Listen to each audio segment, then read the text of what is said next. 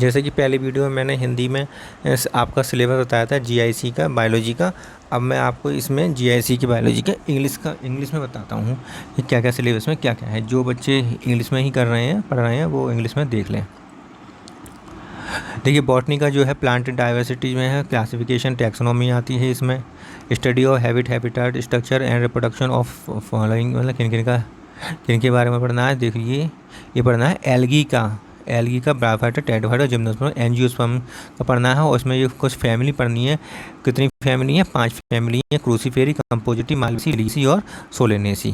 तो ये जो फैमिली है इनके बारे में डिटेल अध्ययन करना है। इसके बाद आ जाता है एंजियोस्पर्म में मार्फोलॉजिकल मॉडिफिकेशन पढ़ना है। रूट स्टेम लीव्स का histology, growth, reproduction and development पढ़ना है। इसका तो प्लांट फिजियोलॉजी आती है। प्लांट रिलेशन, ट्रांसपायरेशन और ट्रांसलोकेशन पढ़ना है। फोटोसिंथेसिस, रेस्पिरेशन, मेटाबॉलिज्म पढ़नी है। इसमें प्लांट न्यूट्रिशन पढ़ना है। न्यूट्रिएंट्स और नाइट्रोजन फिक्सेशन जो है एनसीईआरटी का, वो भी पढ़ सकते हैं। इसमें प्लांट ग्रोथ रेगुलेटर पढ़ने हैं। Growing flooring stage physiology, plant growth and movement पढ़नी है।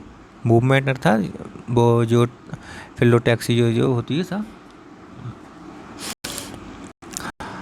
माइक्रोबायोलॉजी में फाइटोप्लाज्मा और archaebacteria, eubacteria, fungi, general characteristic fungi के classification, reproduction, life cycle, economic importance of micro organism के बारे में इसमें पढ़ना है। इकोनॉमिक बॉटनी में हमें क्या देखना है कि मेडिसिनल और एरोमेटिक प्लांट्स कौन से होते हैं, फूड प्लांट्स कौन से होते हैं, फोरेज और फूडर प्लांट्स कौन से होते हैं, फाइबर क्रॉप, फ्रूट, वेजिटेबल्स और इथेनोबॉटनी भी इसके अंतर्गत ही हमें पढ़नी है। इसके बाद आ जाता है इसमें इथेनोबॉटनी के बाद ornamental plant, oil yielding plant, timber और miscellaneous uses of the plant. Miscellaneous use क्या है? प्लांट पैथोलॉजी में कॉजेस पढ़ने हैं, effects, control, cure of various plants disease, biological control of various plant weeds disease and parasites के बारे में पढ़ना है। इसका एक वीडियो मैं अलग से बना दूंगा, प्रत्येक का मैं एक वीडियो बना दूंगा। इसके बाद आता है इकोलॉजी एंड एनवायरनमेंट। तो इकोलॉजी एनवायरनमेंट में concept of ecology and environment, various habitats and ecological niches, ecosystem structure function, ecosystem stability, carrying capacity, food chain, food web, food energy flow, ecological parameters और biomes के बारे में इसमें देखना है। Population, biotic community, biogeochemical cycles, ecological succession, natural resources and their conservation, biodiversity and its conservation, in situ और ex सिचु दोनों प्रकार का।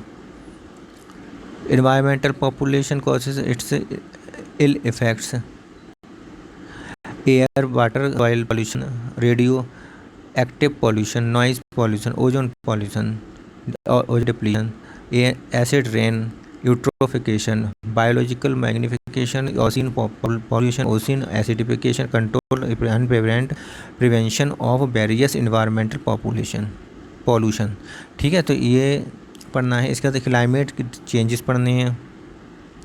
Climate change, global warming, green house effect, environmental management, renewable energy sources और food security और rising human population. तो ये सब इसमें हमें किसके अंतर्गत? इकोलॉजी और इन्वायरमेंट के अंतर्गत पढ़ना है। इसके बाद आ जाता है जंतु विज्ञान, जूलॉजी में क्या है कि एनिमल डाइवर्सिटी के बारे में पढ़ना है। Animal taxonomy with characteristic features, non chordates, classification of non chordate phyla, morphology, anatomy, nutrition, respiration, reproduction of the following non chordates कौन कौन से? अमीबा, साइकन, हाइड्रा, एस्केरिस, कॉकरोच, पाइला और स्टारफिश के बारे में पढ़ना है। पैरासिटिक प्रोटोजोआ, पैरासिटिक एडेप्टेशन इन helminths.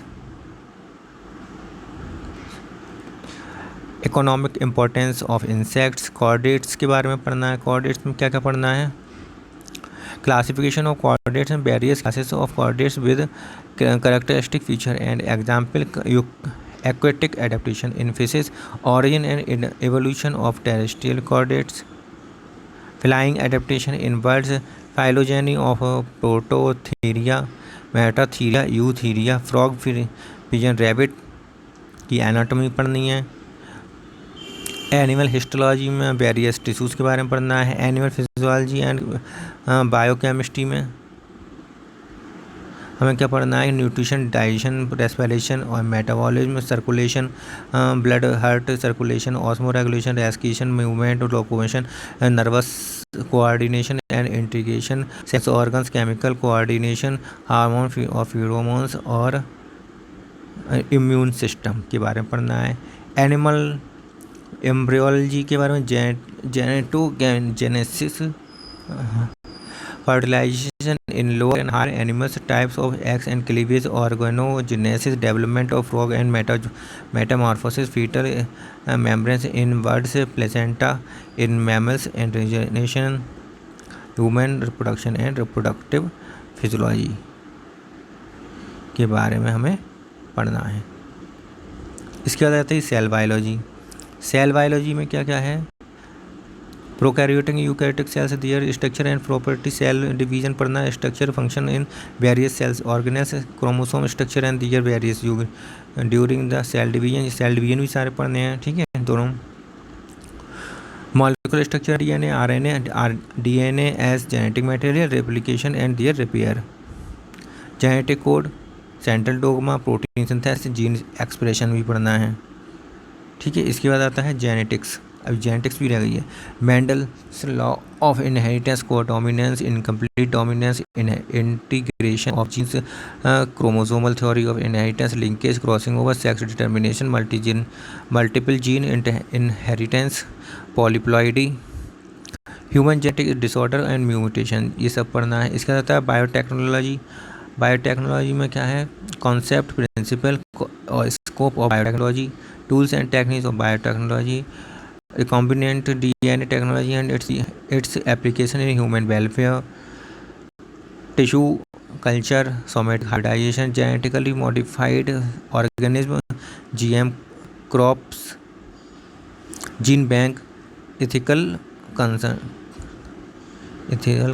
इसके बाद आता है ऑर्गेनिक इवोल्यूशन, बस यही और रह गया है। Concept and principle of evolution, origin of life, theory of evolution, evidences of evolution, neo Darwinism, synthetic theory of evolution, variations और ह्यूमन एवोल्यूशन, ये सब कुछ इसमें पढ़ना है। तो ये सारा हो गया हमारे जूलॉजी का। इससे पहले वाला जो होता वो बॉटनी और जूलॉजी दोनों का सिलेबस बता दिया। तो ये बायोलॉजी का है सिलेबस है, जो जीआईसी के पेपर में इसी सिलेबस में पूछा जाएगा, ठीक है। तो ये आपको तैयार करना है। कोशिश करूँगा कि मैं इनकी वीडियो बना सकूँ, और बाकी जो वीडियो नहीं बना सकूँगा उनकी मैं आपको उसको आपके लिए क्या कि ऑनलाइन कोचिंग पढ़नी पड़ेगी, ठीक है। मेरे वीडियो को लाइक करें, शेयर करें, और आगे जो भी कोई इन्फॉर्मेशन होगी मैं आपके अगली वीडियो में दे दूँगा। मेरे टेलीग्राम चैनल मेरा को ज्वाइन कर लें और इस वाले चैनल को सब्सक्राइब कर लें।